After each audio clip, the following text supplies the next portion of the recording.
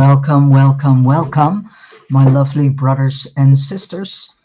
Um, Today, in actuality, another part of the synthetic super intelligence and the transmutation of humankind, a book written by Wes Penry.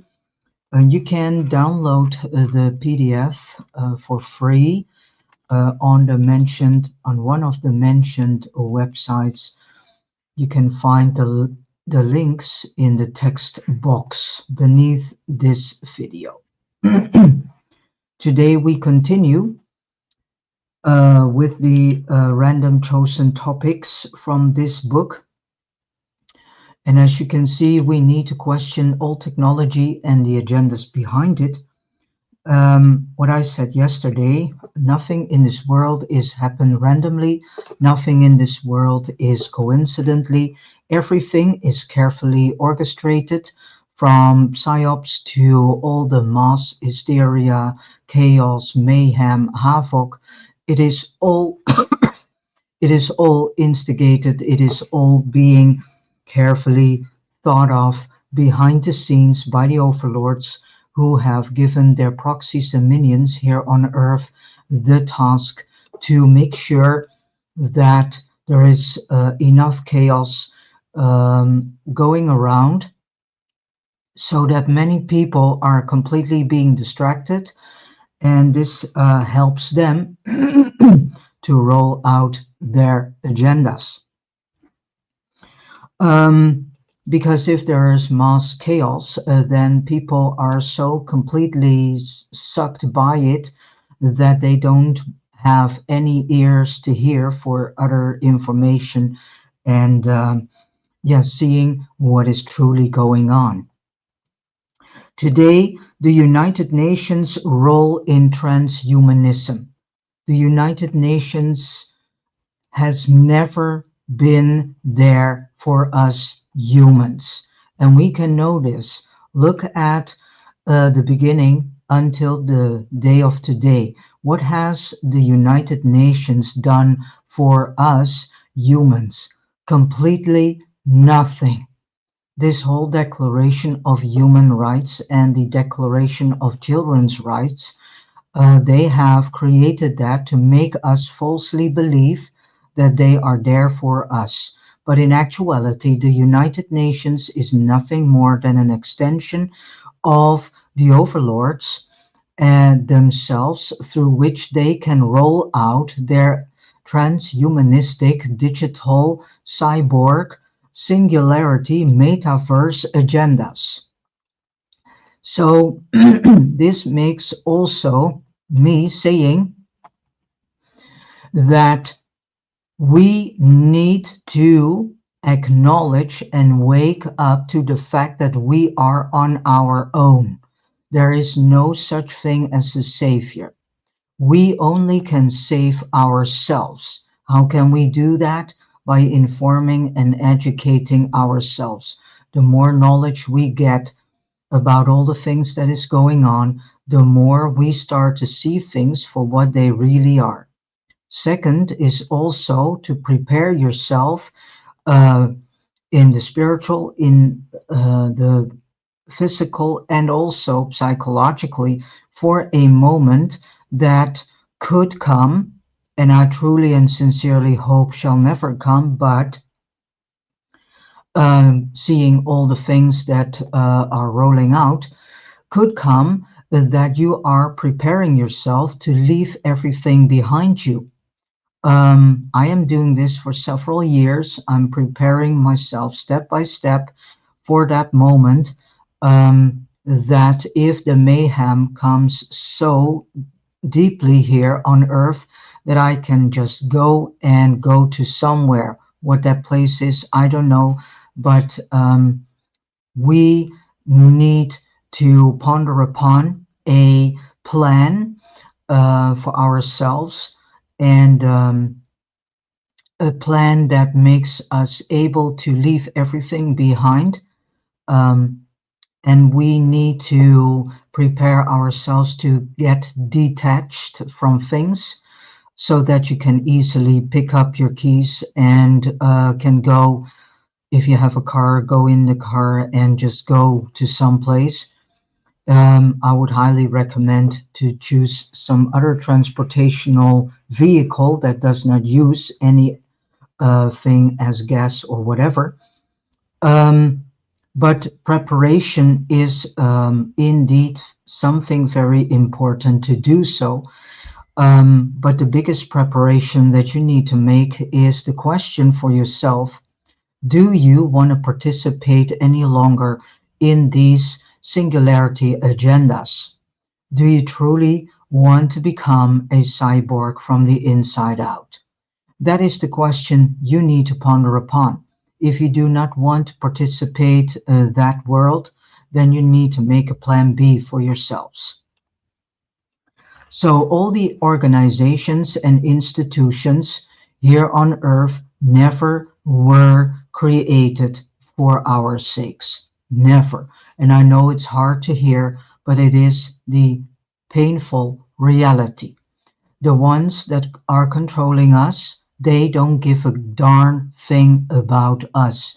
They only see us as living batteries who they can own and claim for their own purposes and own agendas, which is a cosmic war agenda. So also, I would say, ponder upon that question too, if you want to be part of a cosmic war agenda that will take place somewhere in the future. All right, the United Nations role in transhumanism, only by looking at the name, United Nations. It is easy to see that at least one of the goals for this organization is to unify all countries in the world into becoming one single nation under one, so to say, God. Who that God is, we do not really know for sure, but not the one that most people think. A one world government. This is not a secret. The United Nations freely admits to this. More specifically, they are linking and negotiating body. They are this negotiating body and link between all the countries in the world in order to have them completely united. They are the intermediary. However, what they do not tell us, but is known to many who work there, is that they are also involved in the preparation for the second coming. And the second coming of Christ is not what people come to believe as the second coming of Christ, because the Christ figure is not the Christ figure that many people think. This Christ figure is not here for our sakes. Absolutely not.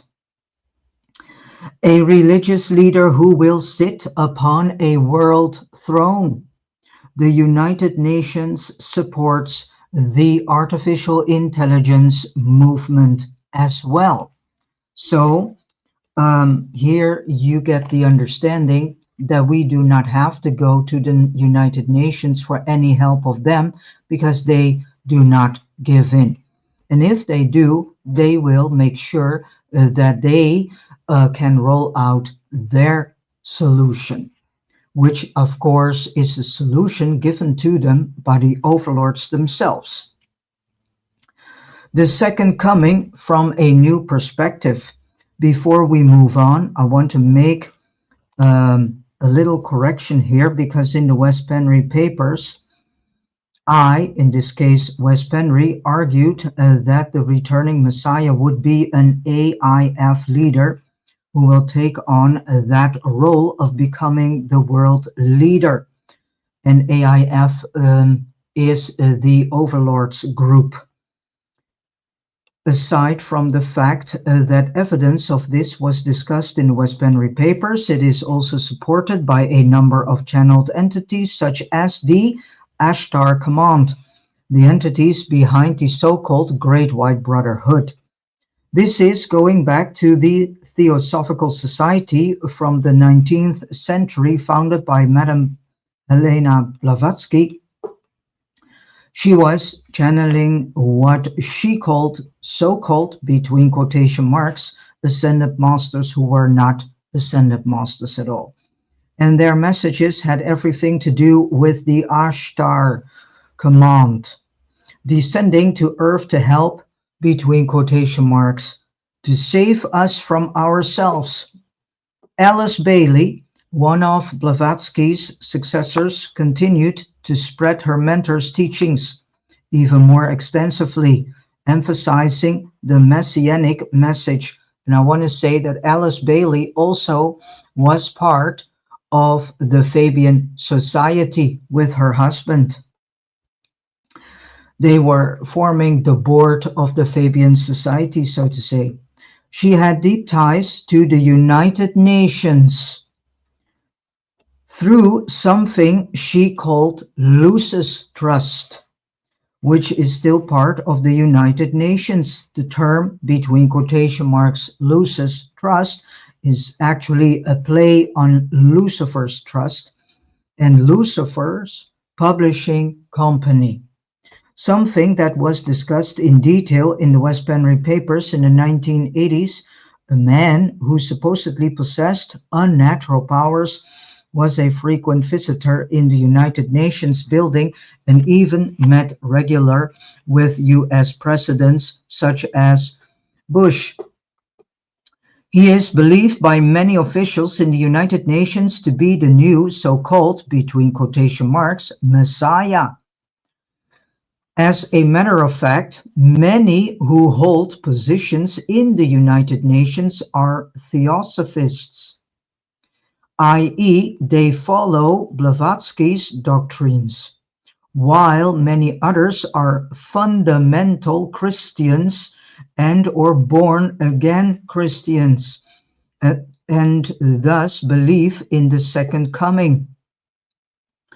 I wrote in my papers that the second coming would most likely be Enki. This might or might not be the case, but I could have made a mistake when I concluded that. If we ponder the triad of Osiris, Isis, and Horus from Old Egyptian mythology, Osiris is the equivalent to Enki, Isis is his niece, and Prince Enlil, between brackets, Ninurta. Isis is the daughter of Ninurta, Prince Enlil, and Horus is Marduk, Enki's and Isis' so-called son. Horus became the Messiah figure of his time, and there are similar Messiah scenarios earlier and later on in history. So the savior figure who is most renowned in the Western world is, of course, Jesus Christ or Yeshua ben Yosef, and there are other versions of this name. I also attached Enki to Jesus. This is most likely false because we have now discovered that it is most likely Marduk who is the Jesus figure, and thus most likely also Marduk, who is the representation of Yahusha, and not Enki. The Messiah must be, as earlier mythology and history suggest, the Son and not the Father. So therefore the future Messiah should be Marduk returning as Christ. Well, I can guarantee you, if that is the case, then life on this planet shall be completely totalitarian. Yeah. And we will then experience a type of life that goes beyond imagination and words, because Marduk is a psychopath. So we already can see what psychopathy is doing in society. So let alone on as a leader, that is sitting on a throne, being psychopath himself, and then ruling this entire world. So then you get an imagination in what type of darkness this world will come into. So not Enki, if we go on what was written in the New Testament, thus the correction, thus between quotation marks, divine figure, different religions are waiting for, from what I can see, is Marduk. And the Antichrist, comma, seen from one perspective, is you and I and everybody else who does not support or believe in the Christ, i.e. Marduk, as our savior. Then what role does his father Enki play in all this? Isn't he supposed to come back and rule in the upcoming age of Aquarius? Isn't he the water carrier in the old Sumerian texts, whose sign is Aquarius, the water sign? Yes, Enki is. Lord Marduk is already here and has been here on and off for millennia, as much as he is also Satan, known in the Bible, and the Lord of this world. He is also Christ, something I am sure Christians do not want to hear or believe. However, now it is soon time for Marduk's new glorious days in which he can rule mankind openly. His father has already returned, from what I have concluded, and albeit the age of Aquarius is Enki's sign, he will most possibly not rule openly. He is still playing the father role, and Enki will be the one pulling the strings in the background if Marduk lets him do so. Enki and Marduk's roles in the artificial intelligence movement will be further discussed in a later upcoming chapter. So, population control and transhumanism. At the time of this writing, there are more than 7 billion people on this planet, and the Western governments are not willing to pay the cost to feed all the people who are sick and starving in the third world countries. No, because the majority of all the world governments have been taken over by people whom are completely used as puppets by the overlords. So, knowing that the overlords do not care about us humans and just see us, as handy worker bees and living batteries, of course, they do not care, and so the world governments are a representation of the mindset of the overlords. So each person in a country's government is reflecting the mindset of the overlords. Also, 7 billion individuals are far more than it is possible to control. So, you can say that they have deliberately allowed this so-called overpopulation because it suits the singularity agenda.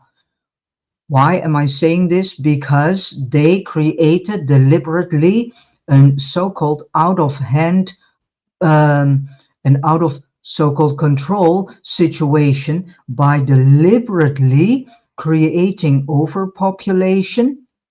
So here we come with creating, a problem, then creating also the reaction and creating the solution. So what did the overlords do? They deliberately made sure that there would be an overpopulation that would suit their agendas. And one of the agendas is, of course, the singularity. Because of so-called losing control, they found themselves a solution, and this solution is what we now see roll out these days, the singularity agendas. Everywhere, cameras and whatever on almost every corner of the street. That is their solution. So this whole overpopulation is also completely deliberately done. The singularity goal would probably have to be postponed to another time if all these people had to be kept in the fold. But the administrators are receiving pressure from the overlords to have the singularity in place approximately by 2045. And what I can understand is not long after that, the age of Aquarius starts. The best and perhaps only way to accomplish this is to reduce the population drastically. Some researchers say that the goal is to reduce the world population to 500 million people, and others have suggested that the reduction will be even more drastic. So in chapter 8, we will discuss what is being done to accomplish a population reduction. And it is not a matter of dropping bombs over our cities to kill us off, although this happens as well. It is more sophisticated than that. By poisoning our food with GMO, destroying our environment deliberately, spraying chemtrails filled with nanobots and all sorts of viruses and whatever stuff that we do not know that they are adding to the chemtrails, giving people vaccines, by giving us poisonous so-called medications, which are not medications at all, and so on. They weaken our immune system and even make us infertile. We also get prone to heart diseases, diabetes, cancer, and other potentially fatal illnesses that will both control population growth and reduce the number of people in the next generation. There are many other measures taken as well. Many of them are unknown to the general public and also to those of us who are working on exposing the agenda. More details will mostly certainly emerge in the near future by those digging into the population reduction issue. The above measures are only the tip of the iceberg. Those behind the scenes have it well planned out, and they hope to accomplish this in quite a covert way, so that people in general will not notice it. Besides, very few people think that their government would do all this to them. Then, when the population is reduced to a more manageable number, the next present target, leading to the singularity can be set into motion. So part of the agenda is to purposely make people sick and dysfunctional. So this is something many people are already telling us for a long time, that humanity is deliberately kept sick in all ways. So all those people who say, oh, I am not sick, I never become sick, that is in actuality something you should ponder upon, because is that the case? You should really question this. When people do not feel well and very little seems to be done about it, it is convenient to introduce AI and the singularity as a solution. Once again, it will be emphasized that with the singularity in place, there will be no more death and diseases. In fact, no, because the people have become from the inside out cyborgs. So then they can replace easily organs, 3D printing the organs and place them in the body. And then you're fixed. In fact, this is what Dr. Kurzweil, well, leave the doctor title off. This is what Kurzweil was discussing in his books. After the singularity, the population by then heavily invested with artificial intelligence, which is now going on because of the tremendous push that they do to have us use AI, and to have us use AI, in the form of nanobots, can be increased to a new desired number. Lucifer's legions need human cyborg soldiers, so-called super soldiers. This is already a plan that goes back decennia, and in actuality, this plan is already going on for several hundreds of years to assist them in their quest, and they probably need more than 500,000 soldiers, one would think. Eventually, the outlaws might want to create a massive military base covering most of planet Earth. Hence, in order to have total control over population growth, the puppet scientists are well on their way to making robots that are capable of reproducing. This is not science fiction, people. It is being exposed in mainstream media, which we will look into in a future chapter. Then I can imagine when the AIF decides that they have just the right number of cyborgs controlled by a super brain computer, for short SBC.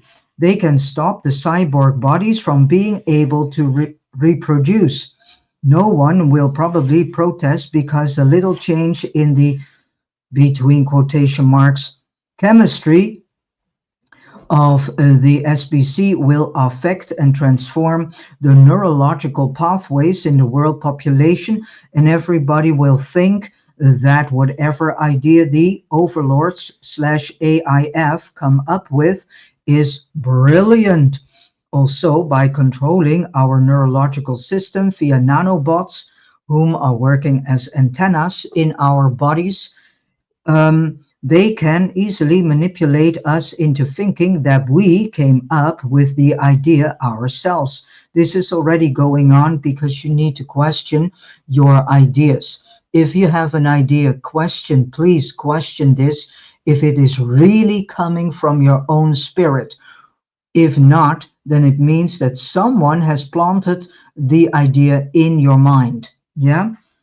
This is something that is not new. They can hijack your brain, your dream state, I mean. So through the dream state, they also manipulate you by thinking that you are dreaming the things that you are dreaming, but in fact, they are planting all sorts of you can say mini dias in your mind, which then lets you think that you are dreaming.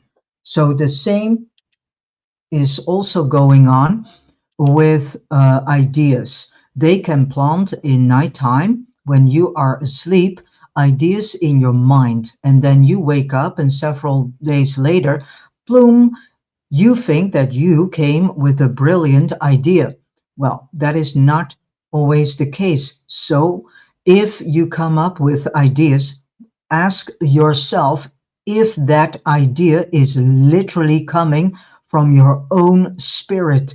If not, then it is an idea implanted in your mind. When the population ceiling is reached, very few souls will probably be able to incarnate in this 3D reality. Who would want to incarnate under these circumstances anyways?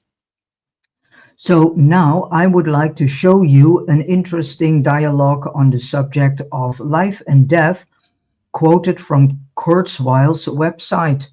Question, and here is the quotation of this communication. Question, if people stop dying, isn't that going to lead to overpopulation? Kurzweil's answer is, a common mistake that people make when considering the future is to envision a major change to today's world, such as radical life extension, as if nothing else were going to change. The GNR revolutions will result in other transformations that address this issue. For example, nanotechnology will enable us to create virtually any physical product from information and very inexpensive raw materials, leading to radical wealth creation. And this wealth is, of course, not for us, but for them. The controllers themselves. We will have the means to meet the material needs of any conceivable size population of biological humans. Nanotechnology will also provide the means of cleaning up environmental damage from earlier stages of industrialization. Interesting. Do we see all these things happening? I don't see it. So Kurzweil is absolutely right. There is technology that can clean up our environment. The oceans that have been destroyed by litter and oil, the atmosphere, the forests and cities, radiation, and virtually everything else can be cleaned up. It is not human technology that can do this, but ET technology in the hands of humans. The controllers and the minions rely on this, and therefore they believe that they can create any disaster they want because it is irreversible. Yeah, so let this sink into your mind. The controllers and the minions rely on this, and therefore they believe that they can create any disaster that they want because it is irreversible. So all these disasters that we are facing, we need to question that too. Are they really organic, as many people falsely believe? Are they really done by Earth itself? Well, I questioned this for years now, and I come more and more to the conclusion that all the disasters on Earth are in actuality created disasters. So according to Kurzweil, in the above excerpt, no population reduction is needed. We can create offspring around the planet more or less unhindered, he claims, even as biological beings, and will still have enough resources to spread them out equally to everybody. This, of course, contradicts this Gates agenda to reduce the population with vaccines and by other means. But that is just how the game is played. Gates is pretending to sit on the fence because that is what he is supposed to do. He represents the indecisive population that can see both the pros and cons of the AI movement and the singularity. In perspective, what we are actually dealing with, are we dealing with design population control, or won't there be any population control at all? We need to understand that there are agendas within agendas within agendas and so on, that the AIF, or better known as the overlords invading forces, propaganda is full of oxymorons and doublespeak. But population control is already being implemented. The overall population is still growing, but the next generation will be less in numbers because of all the anti-fertility programs that are being run in the background. And this is already going on for a long while. And from what I came to understand, this infertility program started directly after the Second World War. Planned Parenthood was part of this and is still in a certain way part of this program. And if you know what Planned Parenthood is and what they have done in Africa, India, South America, that is truly shocking. So I have read some books about it. How transhumanism will affect the human soul group.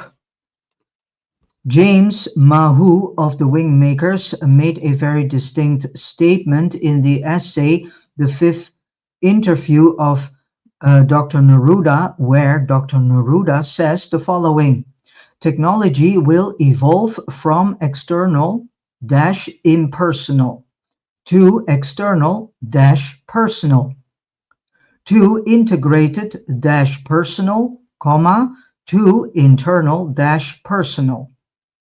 Transhumanism is the last phase, and it is the phase that the elites are moving us into. This is the agenda in 2 sentences.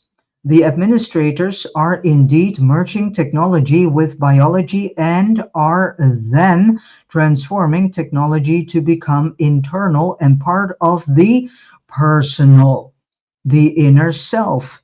These cyborg bodies will become just as natural, so to speak, to people as our current biological bodies.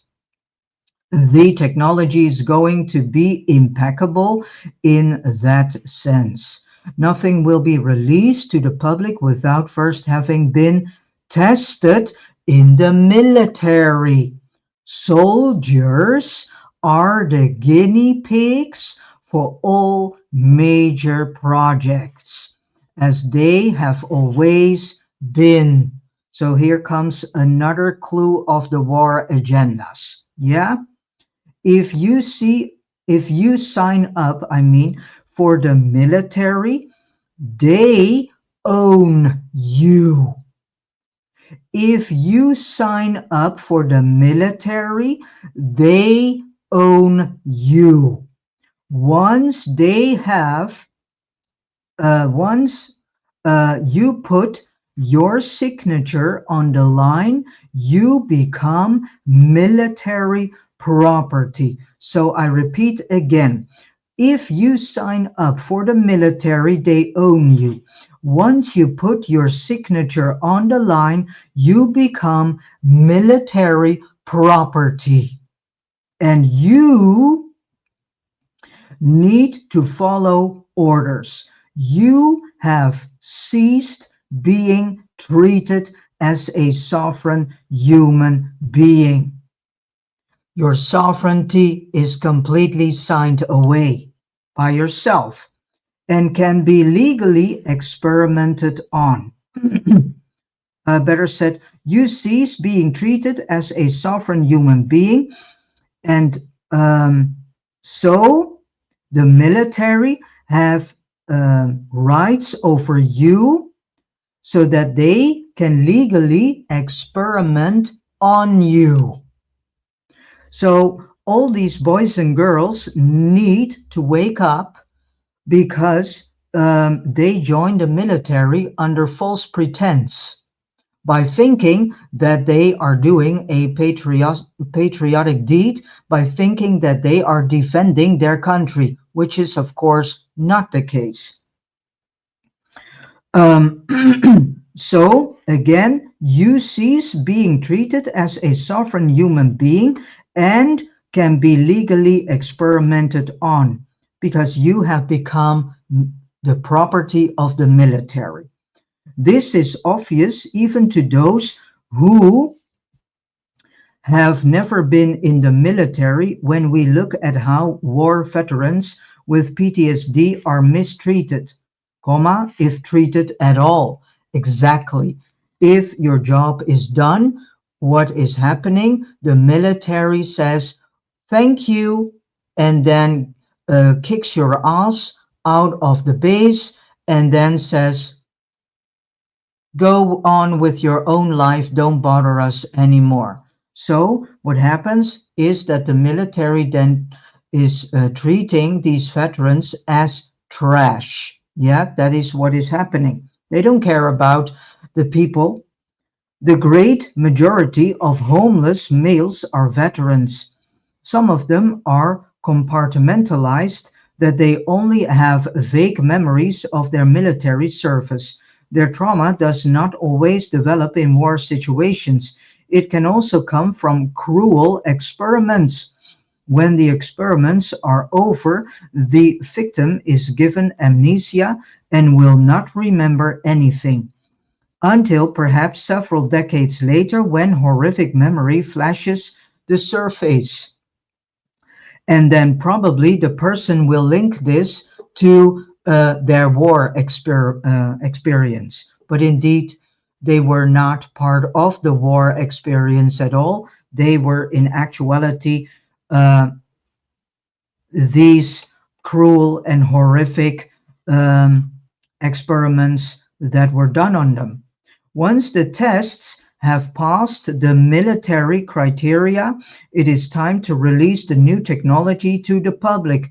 And so your so-called mobile phone is not a phone at all.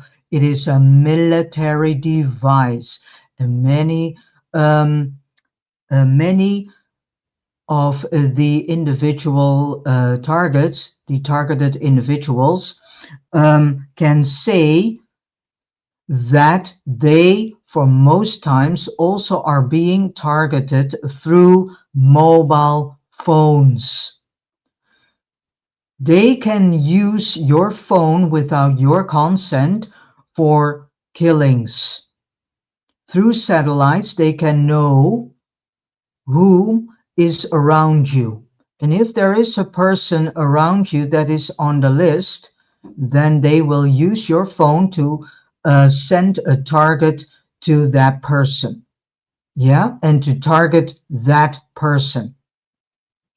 So your so-called smart phone, which is not smart at all and has nothing to do with smart at all, is not a phone at all. They attached the phone uh, equipment, so to say, to this military device to sell it to you as a mobile phone, but it's not a phone at all.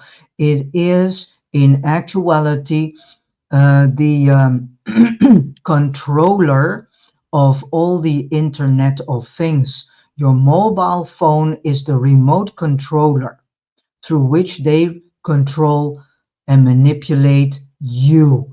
And this thing is attached to the World Wide Web. Once the tests have passed the military criteria, it is time to release the new technology to the public. Although the technology has been there all the time within the Luciferian Empire, not all of it has been tested satisfactorily on humans. Before and after the singularity, robots and humans will be living side by side as we already are. However, there is going to be much more of that in the very near future. I know that many readers are quite concerned about the robots taking over the job market, which is now already going on. There are many fake and false jobs to make people believe that there are jobs for them, but indeed there is no job at all. Um, and that is a valid concern. Robots will take over most of the job market, and they are successfully doing so already.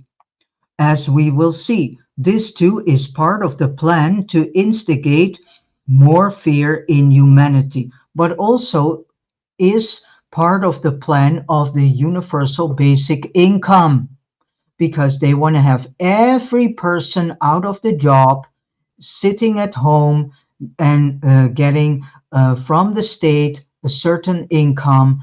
And of course, we have to do something for it, but that depends on the state what that will be. So the machines are cost effective, and therefore the industries feel justified having humans replaced. Humans need rest breaks and lunch breaks, which is time consuming and costly for corporations. Also, humans make errors and are slow in comparison to their robotic so-called partners. And people get sick, need time off, need sleep, have a have a family life, comma, private time, and so on, so on, so on. They need vacations and often expect free weekends. They also need to be paid. A robot can work 24/7 with few needs besides occasional repairs and tune-ups. However, this is only temporary because self-repairing robots are now being tested on the market.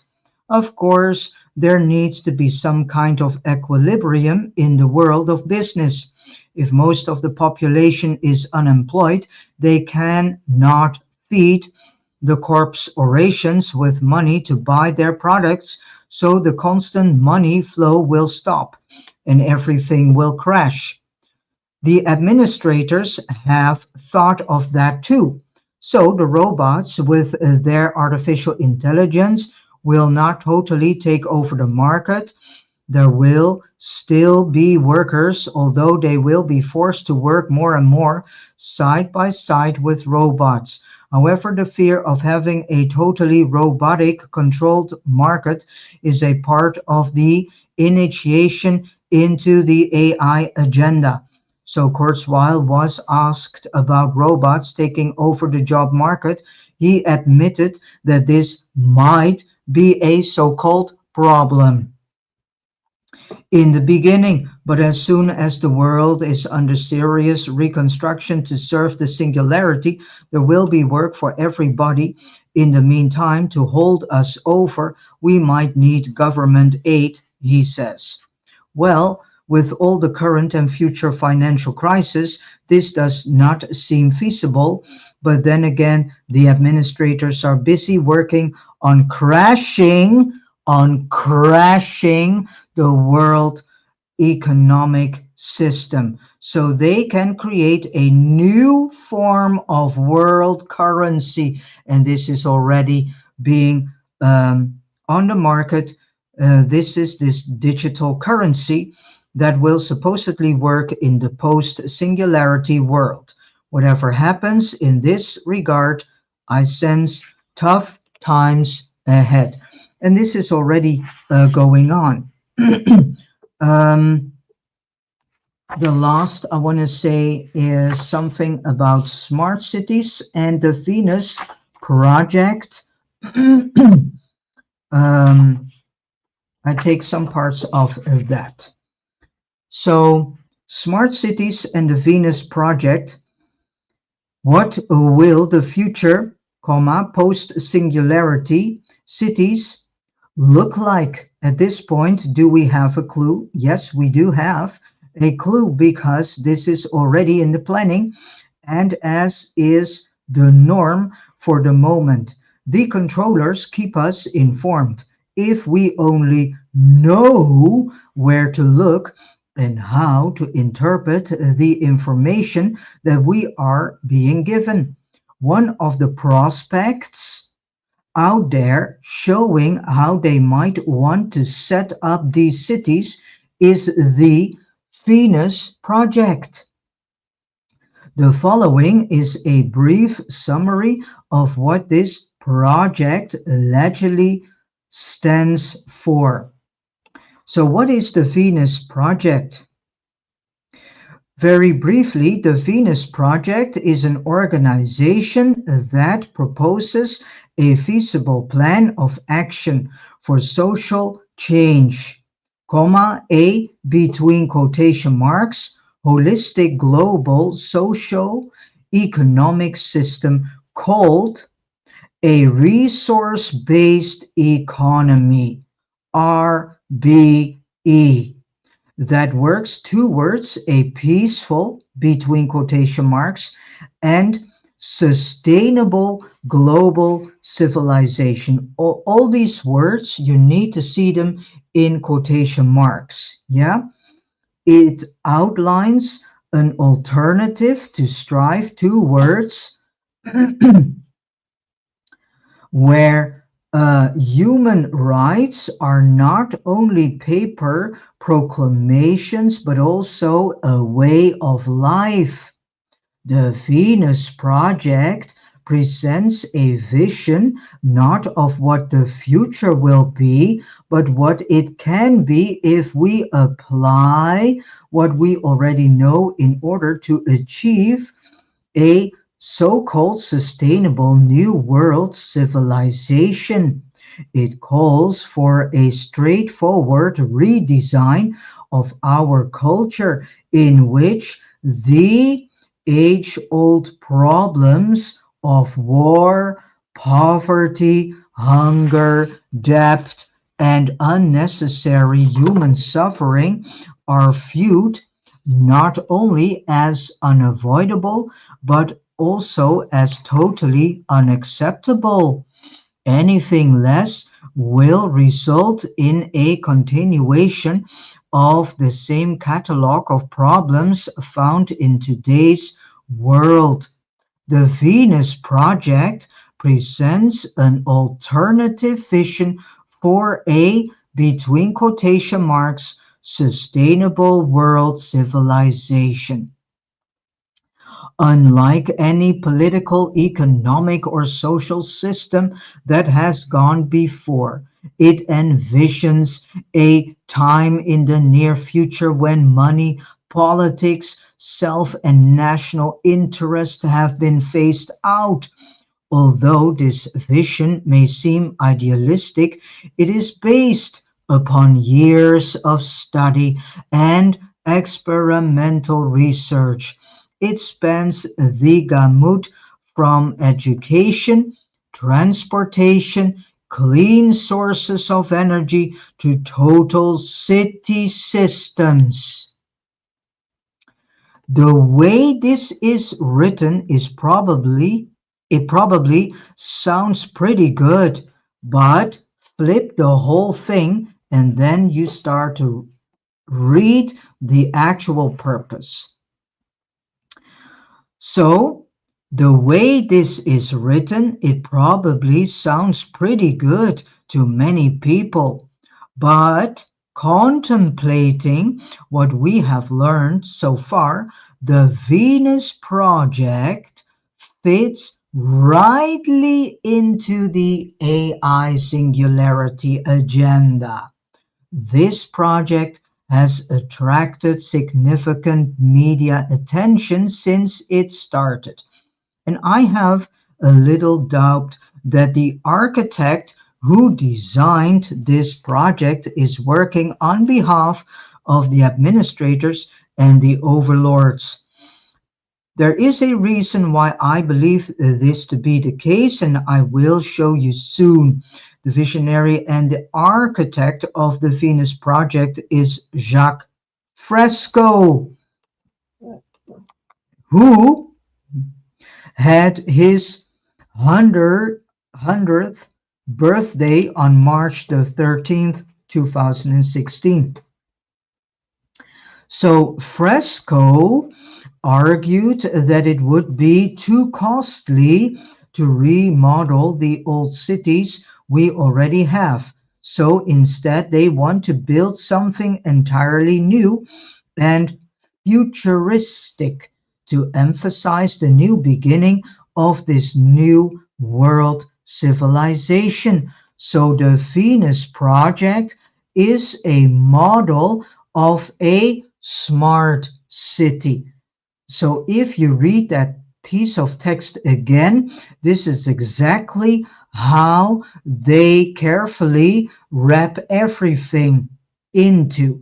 So everything that we hear are nice words and are words in making us falsely believe that they have the best intentions with us.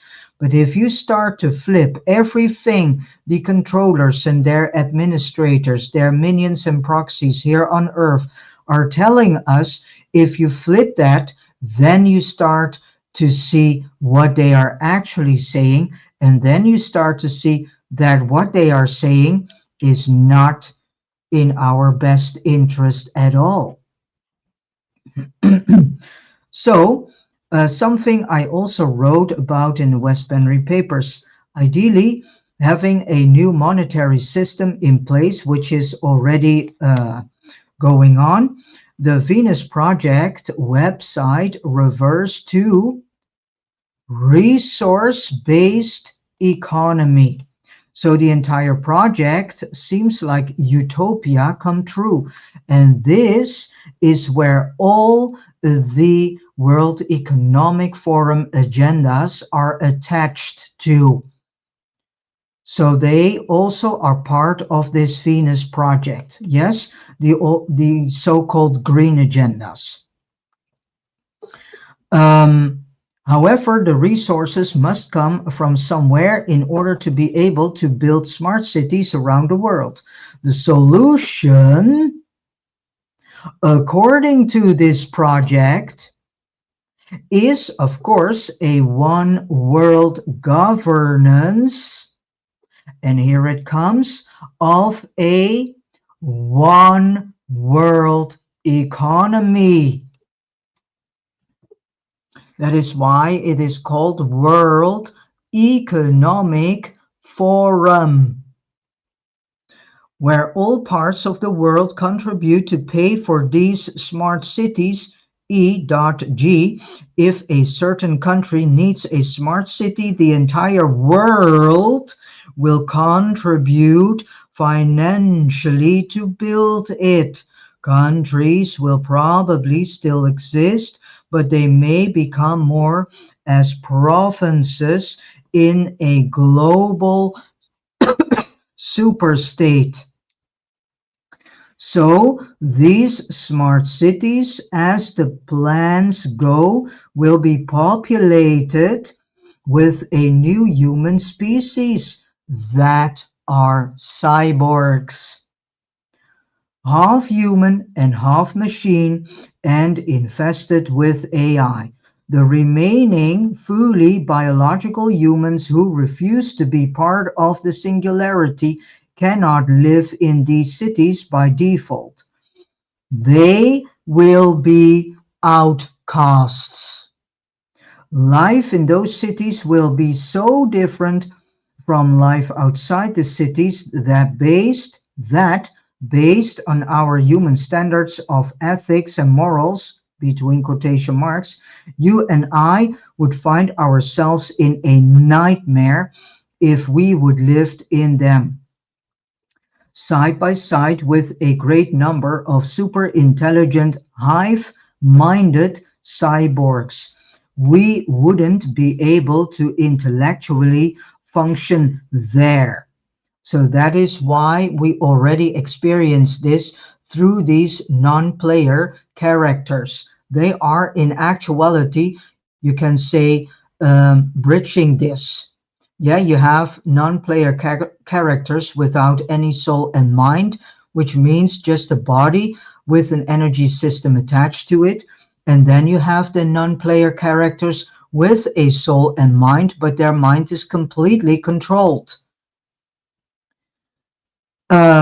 The goal is to make cyborgs a billion times um, more intelligent than the most intelligent human who has ever lived. There is no place for biological humans in this synthetic environment. So the Venus Project is heavily sugar coated, and this Venus Project is heavily sugar coating its vision, particularly mentioning George Orwell's 1984 and the Terminator movies as fearful propaganda. But the Venus Project is, on the other hand, promoting what is called a cybernetic government, where everything is computerized and highly technological. Remember, this is the foundation for the cyborg society, and it is planned in a manner that will be more or less self-sufficient, overseen by a highly advanced computer network. We have all seen the science fiction movies, usually set far out in the future. Yeah, so we have seen our future already through all these sci-fi movies and teleseries. And having futuristic city models. The new smart cities will look very similar to the ones we are already used to see in these kind of movies. We have been well prepared and programmed so that nothing seems to stand out as being entirely new. Instead, people will have an inner recognition when they see pictures of those smart cities, and they will have an epiphany where they might say, "Ah, I've seen similar cities before. They were in a movie," so to speak. So the architecture will already be familiar to the population in general. So you can look for this Venus project and everything that is related to it through a website, which is www.tvpmagazine.com/2015/04/the Venus project technologies. So the presentation of the Venus project is, in my opinion, also a test of how well we can use our discernment. Many of those who go through the Venus Project's website look at all these futuristic pictures, absorb the same vision as those in charge of the project, and might find it rather exciting and attractive. However, we look behind the curtain. We find the Wizard of Oz lurking and manipulating. All right.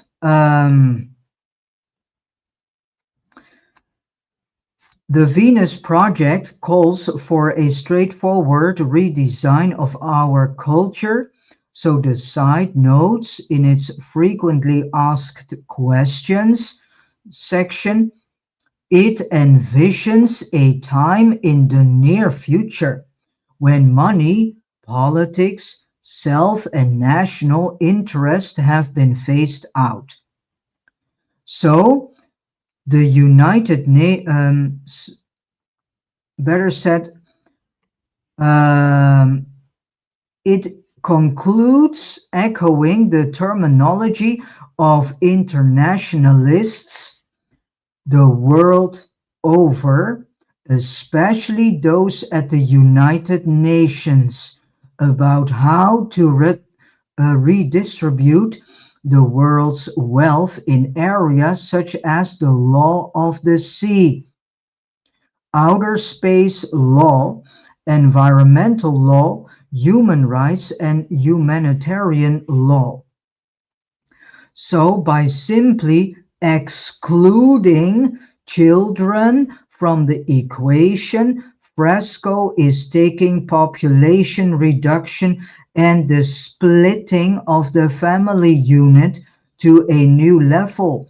Everybody understands that humanity cannot survive without children, so a super-controlled cyborg society would be the only other option. After all, Fresco does mention the term cybernetic government, as I revealed earlier.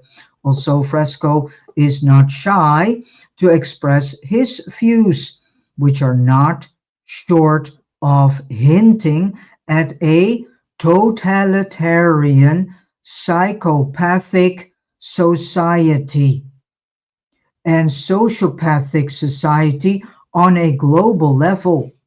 Again, my emphasis in italics. Fresco's statements here are quite stunning and remarkable. At his lecture in Sweden, in response to a question from this correspondent about what would guide production in the absence of prices, Fresco said it again, referring to the act of thinking as a privilege. If you give everybody a right to their own opinion, comma, you damage society. He he claimed. In the interview with the New American, Fresco emphasized the point yet again. Giving everybody a right to their own opinion is, as says and claims, dangerous. He said, adding that in the future, people could access all sorts of information, but not opinions. So we get here another in-depth understanding of the censorship that is going on. So it should be sufficient to end the Venus Project discussion here, because there is little doubt whose errand Fresco is running. There is much more to say about this project, but the reason I am bringing it up at all is because it is a typical example of how we need to use our intuition and discernment, something that is present as exciting and benevolent on the surface might have a much darker side to it, and it is up to us to become clever enough. I do not want to use the word smart here for obvious reasons. To see through this on a regular basis, indeed, it is crucial for our survival as a human species and as a free thinking spirits. This becomes even more important when we read that the Venus Project is getting a very positive response from people who have listened to Fresco's lectures. And of course, this Fresco guy is a very, very charismatic figure, as well as others who have come in contact with his ideas. It is on its way to potentially becoming a grassroots movement. This is rather discouraging, because with a positive response to such an obviously dangerous and dark project, we notice how the human tendency to filter out what we do not want to hear is something the controllers are well aware of and are playing on when Fresco boldly is revealing the entire overlord agenda in the public. Here is the truth in plain sight, and people are getting positively excited over their own extinction. And then the last, from transhumanism to the singularity. So as Wes Penry already wrote earlier, transhumanism can be seen as the process necessary to achieve what scientists call the singularity. In fact, we are in the middle of the transhumanism process right now, and this book is being dated from 2016. Thus far, we haven't discussed in depth how the establishment is going to create this bridge, but we will. However, it is too much for one chapter, so I am going to break it down after I have presented the basics of the artificial intelligence idea. So, chemtrails and nanobots, there are many small and big steps that need to be taken in order for the agenda to progress. One important step is to make certain that we all have nanobots in our bloodstream. Unfortunately, it seems that everyone who has been subjected to chemtrails has them in their system. This also means all wildlife, all our animals, pets, dogs, canaries, whatever you have, is and are also exposed to inhaling nanobots. So this means that also animals are being um, rebuilt from the inside out into cyborg creatures. This is something we need to realize. We need to realize that we are literally killing off the entire living library, what this planet is. So we are also allowing our pets to become, from the inside out, cyborg animals. That is why so many pets are having weird diseases. This is because of the nanobots in their bloodstream. And if you have been so foolish to vaccinate and chip your animal, then they get a double portion of nanobots in their bloodstream. And this chip is not for their safety. Oh no. This chip serves as a control mechanism, as a remote control to control your animal through satellites, through the mobile phone, because your mobile phone is also attacking your animal and is also activating things in the nanobots in the bloodstream of your animal. Yeah, so we need to realize that we are literally killing everything. Uh, because we are not using our gut and our discernment. We are taking everything the overlords and their administrators, proxies, and minions here on earth are presenting to us. They know how to present everything sugar coated because we love sugar. We love everything to be roses. We love to hear everything sugar coated, nice words. We do not like to hear harsh words. And they know this.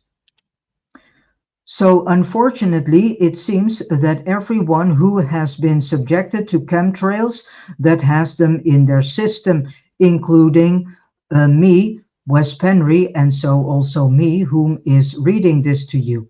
The city in which I live is being heavily sprayed on a regular basis.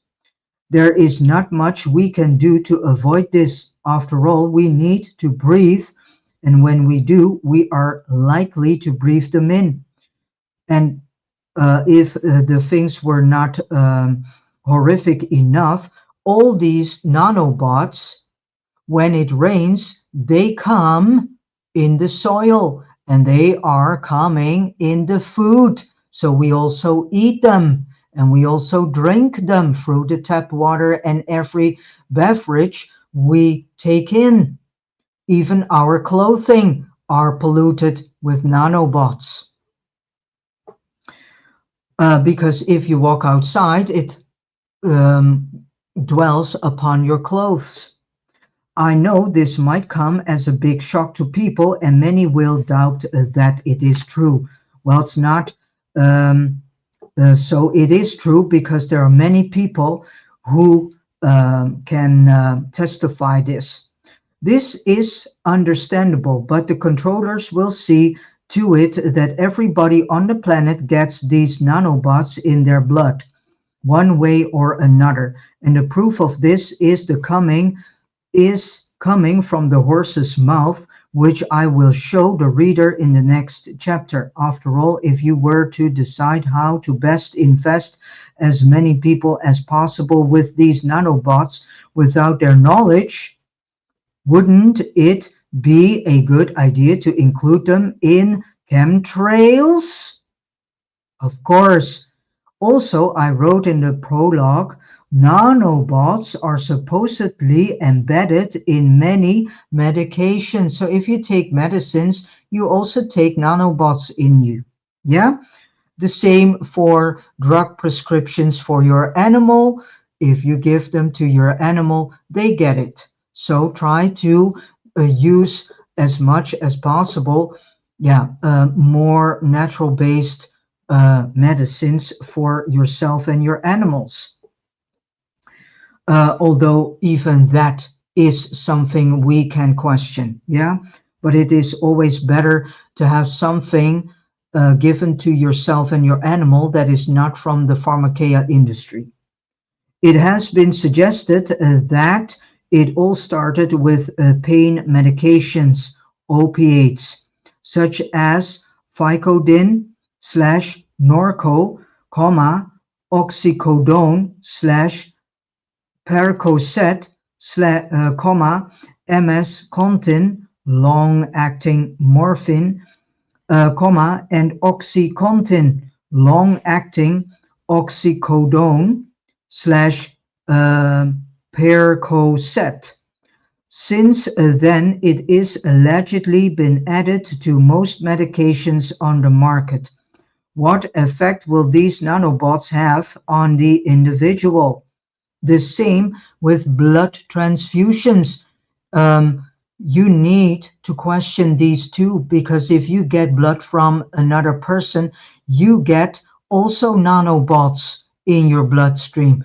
The same with cancer medicines, such as the chemotherapy. Yeah, if you do chemotherapy, you also get nanobots because everything is loaded with it. So you do chemotherapy to get rid of cancer that was already created by the nanobots in your body, because through the nanobots, they can target you.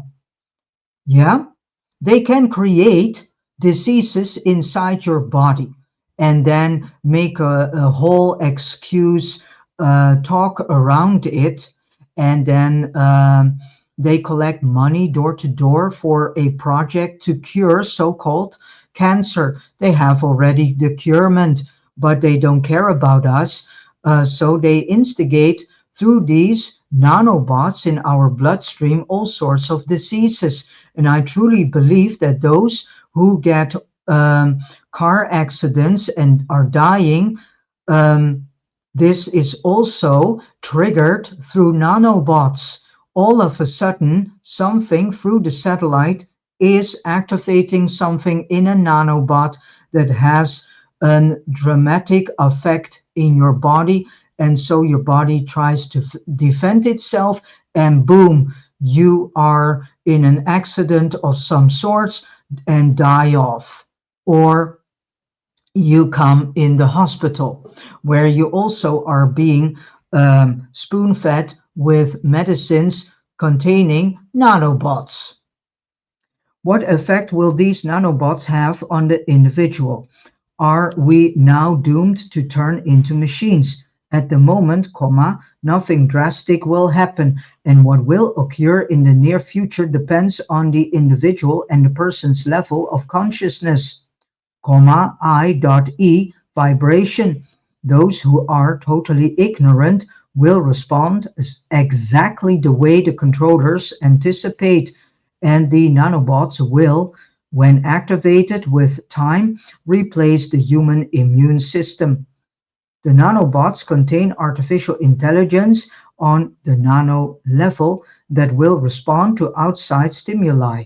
The idea is that by replacing the human immune system, diseases can be cured remotely by so-called stimulating the bots in a, here it comes, desired way in order to cure an illness.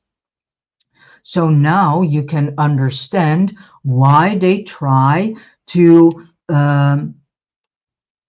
have the babies vaccinated directly after birth, because the sooner the baby gets polluted with nanobots, the sooner the natural immune system in the baby can be replaced. And so eventually, what is still a baby becomes later during life more and more a cyborg from the inside out. So now you start to understand why they are trying to create an act and a worldwide demand that everyone now needs to be vaccinated from birth to cradle. Yeah, from birth to death, better said, from birth to coffin. And this potentially paves the road to so-called immortality, which is, of course, not real immortality, but a false immortality. And this immortality is, of course, not for our sakes, but for the sakes of the overlords. They want immortality. They don't care about our immortality. They want to get rid of us, induced by technology, but they make it seem, yeah, that they care about us, and then they say to us, but you can also then become immortal. The ultimate question would be, why do we want immortality in the physical world when we all are entirely spiritual and could have full access to the eternal spiritual realm instead? No one needs technology to live forever. No, we don't need all this crap. We are all immortal already.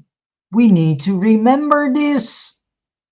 When we realize this, do to the fullest, we no longer have any doubt that we are in a prison. And our sentence, in spite of the fact that we didn't commit any crime, is to live in it for an eternity. So the entire singularity dash metaverse is the new prison system for the human soul and soul group. In service to the prison guards and their masters. Whom are the prison guards? These are the administrators, proxies, and minions working for the overlords, whom are in the astral realm. So this, again, this singularity dash metaverse is humanity's new prison system, which the human soul is not able to escape if it is in it. Once in it, the human soul has no opportunity to escape, and then you're stuck for eternity in it. Unless things are happening and then this system starts to melt down, then there is, of course, an opportunity. But yeah, we don't know. In service to the prison guards and their masters, so nanobots work in such a way that once we have them activated, those in control can stimulate any of these nanobots in the entire population simultaneously, or each individual can be stimulated in isolation without affecting those around them, all in the name of health, security, and immortality, of course. However, what we are not being told is that the controllers can change our personalities remotely as well by manipulating the nanobots any way they want. In an instant, they will be able to program us all at once. And no one will protest because protests will not be an option when we are connected to the SBC. Exactly, this supercomputer, exactly the same way it is done with robots, cyborgs can be programmed, too, until they respond in accordance to the overall unified system. So this whole unification, this one world order, is nothing more than the singularity dash metaverse, and the cloud system is the hive mind system they are pushing us all into. And this is the overlord's idea of unity. So this unity is this cloud hive system. Many researchers have exposed how the controllers are using extra low frequency ELF to affect the human mind. That is why they have made us install these so-called smart meters and these so-called fiber optic cable in the home. And this has been done for quite a while. It is one way to keep us within the frequency band that is our mental and physical prison. Fortunately, there are ways to avoid the profoundly negative implications of this nanotechnology, which is something we will discuss in the last chapter. Okay, with this said, I have come to the end of reading random topics from this by Wes Penry written book, Synthetic Superintelligence and the Transmutation of Humankind. This book, as you can see the cover in the picture, is also downloadable for free. Go to the mentioned website links in the text box, and then you can download this book for free. And I would highly recommend you to do this because in a certain way it is a very informative book, and it gives us a more in-depth understanding of the entire techno agendas and also the world economic false green agendas.